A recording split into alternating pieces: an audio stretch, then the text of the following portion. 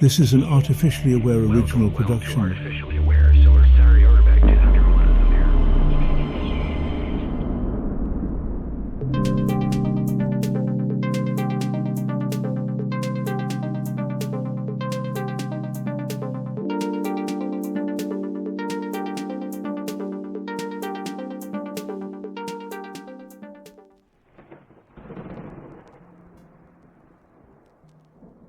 It was not supposed to be one of those nights, but it became one of those nights.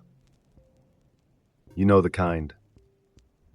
A casual dive into the abyss of human thought, a few clicks, a few paragraphs, and then boom, your entire framework for understanding reality starts wobbling like a house of cards in a windstorm. That is what happened when I stumbled upon The Master and His Emissary by Ian McGilchrist, a book so vast in scope and devastating in implication that it felt like opening Pandora's box and realizing that you were inside it all along.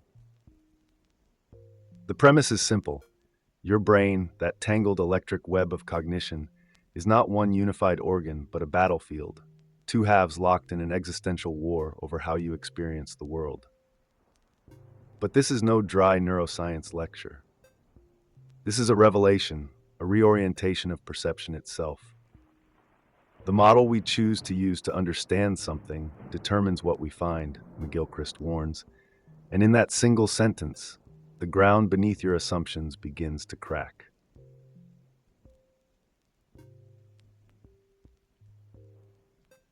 Here's the crux of it all. Two fundamentally different modes of perception exist within you, battling for dominance. The right hemisphere, vast and holistic, experiences the world in its raw, interconnected beauty. It sees relationships, understands context, perceives things as they truly are, fluid, evolving, alive. The left hemisphere, precise and categorical, carves up reality into neat little compartments, stripping away nuance in exchange for control. One sees the forest, the other sees a list of trees. The right hemisphere is the master, the visionary, the one that understands the world as a living entity. The left hemisphere is the emissary, the functionary, the toolmaker. And herein lies the tragedy. The emissary, thinking itself superior, has staged a silent coup. So the left hemisphere needs certainty and needs to be right. The right hemisphere makes it possible to hold several ambiguous possibilities in suspension together without premature closure on one outcome, McGilchrist writes. But certainty is a cruel illusion. The left hemisphere, in its hunger for order, kills the very world it seeks to understand.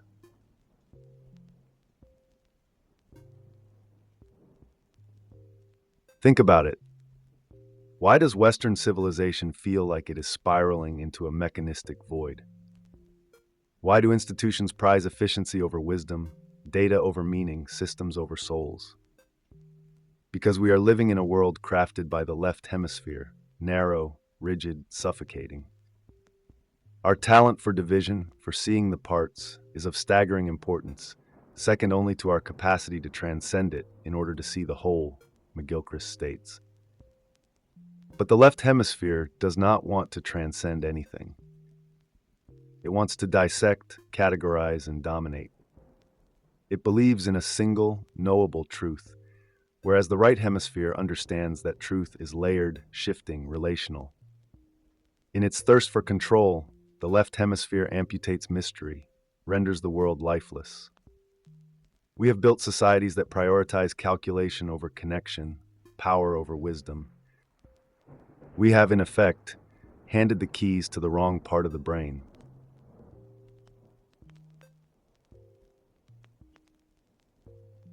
Language, that marvel of human evolution, is both our salvation and our curse. It allows us to share thoughts, build civilizations, and pass knowledge across time. But it also deceives us, gives us the illusion of understanding when we have merely labeled. Compared with music, all communication by words is shameless. Words dilute and brutalize. Words depersonalize. Words make the uncommon common, McGilchrist warns. Language is the left hemisphere's ultimate tool, a way to box the infinite into bite-sized morsels. We think that naming something means knowing it. We reduce the sublime to a string of syllables. We exchange experience for explanation. The right hemisphere knows that reality is something you feel before you can describe it. The left hemisphere tricks you into believing that the description is the thing itself. And this right here is why so much of modern thought is hollow. We are drowning in definitions, mistaking words for wisdom.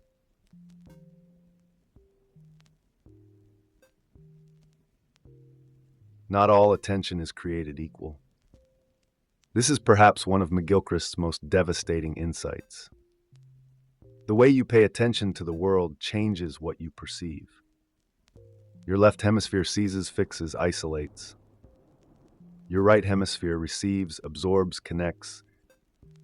Attention is a moral act. It creates, brings aspects of things into being, but in doing so makes others recede, McGilchrist states. This is not just philosophy, it is neuroscience. The right hemisphere is responsible for novelty, for seeing what is rather than what it expects to see. The left hemisphere, ever the bureaucrat, prefers the known, the predictable. When it dominates, the world becomes static, repetitive, dead.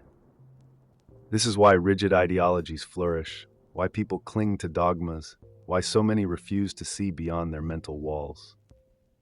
The way you direct your attention alters reality. If you only look for what confirms your beliefs, you will find it. If you let the right hemisphere breathe, it will show you something new. The question is, who is in control of your attention?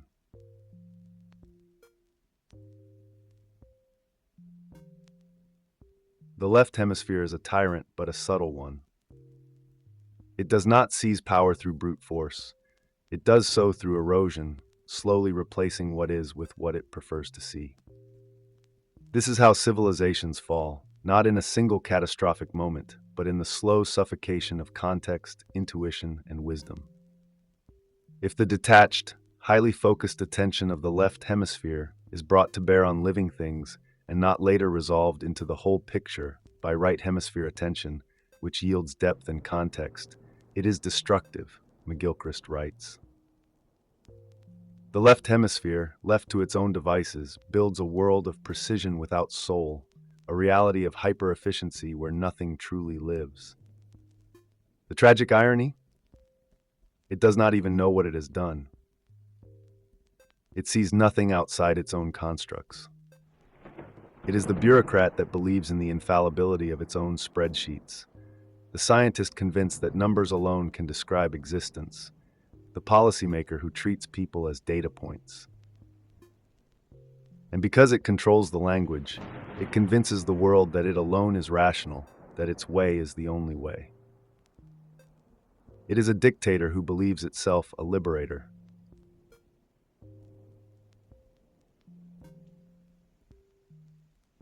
The right hemisphere, by contrast, is the master that understands its emissary must serve, not rule. It does not grasp reality, it enters it. It does not analyze, it experiences. This is the hemisphere that understands beauty, music, metaphor, and the interconnectedness of all things. Emotion is inseparable from the body in which it is felt, and emotion is also the basis for our engagement with the world, McGilchrist reminds us. Emotion is not a secondary effect, it is the foundation of meaning. The right hemisphere feels before it defines, knows before it explains. It does not see the world as a puzzle to be solved, but as a mystery to be lived. And yet modern society scorns it. It mocks intuition, dismisses art as decoration, reduces human experience to cold utility. We have handed over the reins to the hemisphere that sees nothing beyond its own projections. We have become captives of an emissary who has betrayed its master.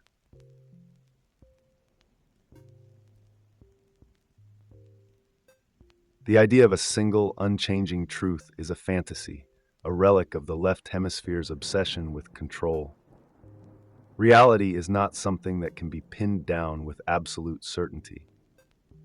Moves It breathes. None of us actually lives as though there were no truth.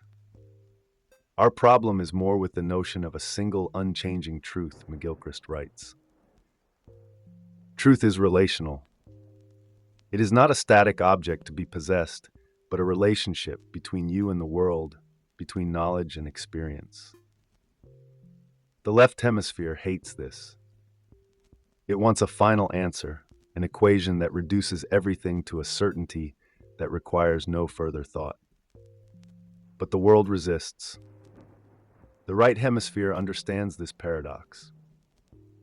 It holds space for contradiction, for complexity, for ambiguity. It does not fear uncertainty, it recognizes it as the foundation of wisdom. Yet we are ruled by a culture that worships finality, that treats doubt as weakness, that fears the fluidity of true understanding.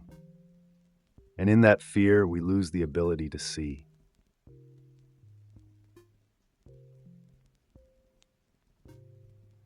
You are torn in two directions, between the needs of the individual and the demands of the collective. This is not just a political struggle, but a neurological one. The left hemisphere thrives on control, categorization, competition. It sees the world as a series of isolated entities fighting for dominance. The right hemisphere, by contrast, understands relationships. It sees the self as part of a greater whole, bound by context, interwoven with others. On the one hand, there is the context, the world, of me, just me and my needs. On the other hand, I need to see myself in the broader context of the world at large, McGilchrist observes. Society swings between these poles, sometimes exalting the individual, sometimes enforcing collectivism, but never quite reconciling the two. The problem is not the conflict itself. It is the failure to recognize that both perspectives are necessary. When the left hemisphere dominates, we get hyper-individualistic societies obsessed with competition and personal gain. When it is reined in too tightly, we get oppressive systems that crush individual expression. The key is balance, but balance is impossible when one hemisphere believes it alone is right.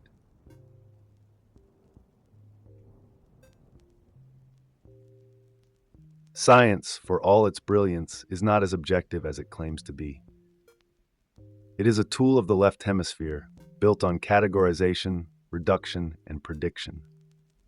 It claims to observe reality from a distance, to be free of bias, yet this detachment is a bias.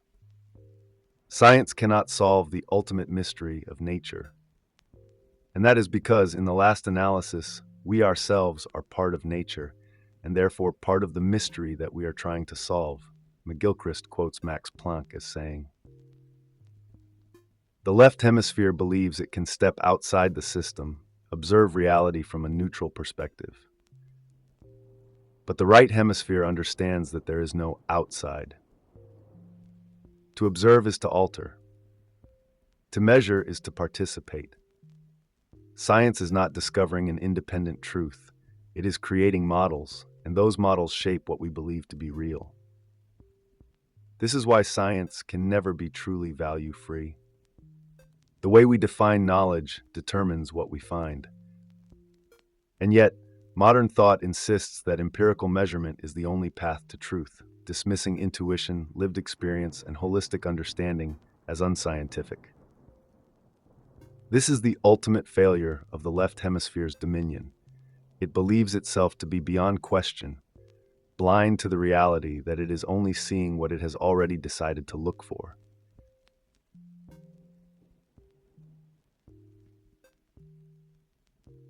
The world you see is not the world that is. It is the world shaped by the metaphors you have unconsciously adopted, the models you have chosen, whether you realize it or not. The model we choose to use to understand something determines what we find, McGilchrist warns. The left hemisphere is obsessed with models because models simplify, they categorize, they predict. But reality is not a model. The right hemisphere knows this. It understands that the world is experienced, not conceptualized. But we have built a culture that treats the abstract as more real than the actual. We no longer see people, we see demographics. We do not engage with ideas, we classify them as correct or incorrect. The problem is not that we use models, the problem is that we forget they are only models. We mistake the map for the territory. And when the left hemisphere rules, it builds a world where people live inside abstractions, believing in ideologies instead of experience, serving systems instead of reality.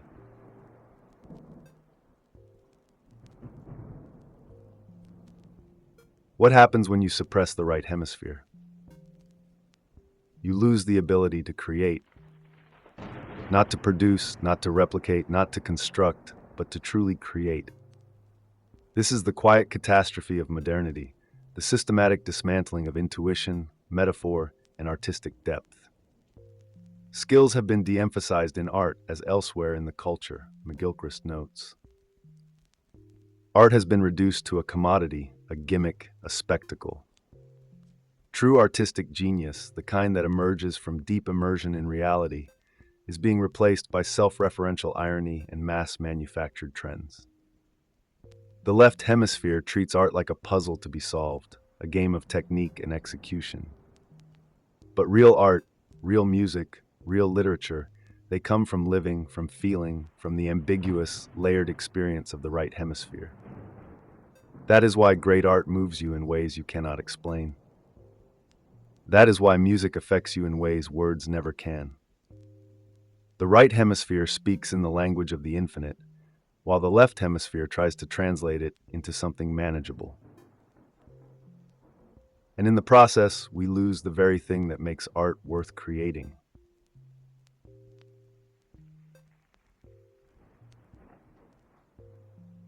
We have become a civilization obsessed with machines. Not just the physical machines that surround us, but the metaphorical ones, the mechanistic ways of thinking, the reduction of human life to systems and algorithms. The left hemisphere prefers the impersonal to the personal, McGilchrist writes. And so we build economies that treat people as numbers, political systems that see citizens as units, technological interfaces that replace genuine interaction with artificial engagement. We live in a world where efficiency trumps meaning, where automation trumps skill, where the mechanism matters more than the experience. The tragedy: the left hemisphere does not even see what it is doing. It believes this is progress, that streamlining and optimizing and automating are solutions. But these are not solutions, they are symptoms. A symptom of a world where the master has been forgotten, where the emissary has reshaped existence into something rigid, lifeless, inhuman.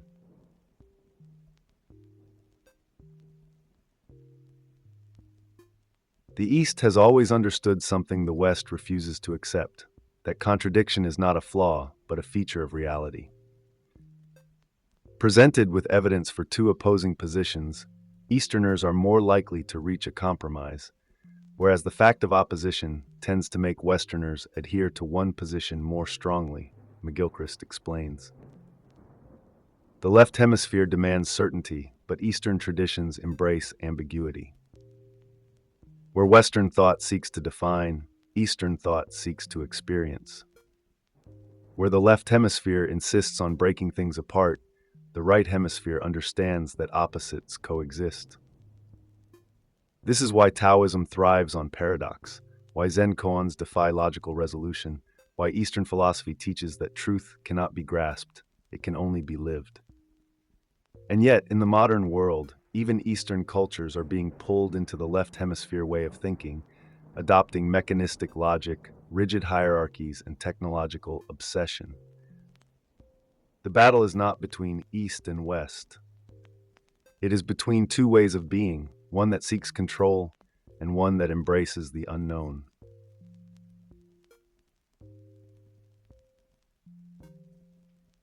So what now? What is the way forward? The answer is not to destroy the left hemisphere. It is to restore balance. The right hemisphere must reclaim its role as the master, guiding the emissary rather than being ruled by it. This means relearning how to experience the world instead of just analyzing it. It means valuing ambiguity, intuition, and emotion as much as logic, efficiency, and order. It means recognizing that science is not the sole arbiter of truth, that art is not just entertainment, that human connection is not just social currency.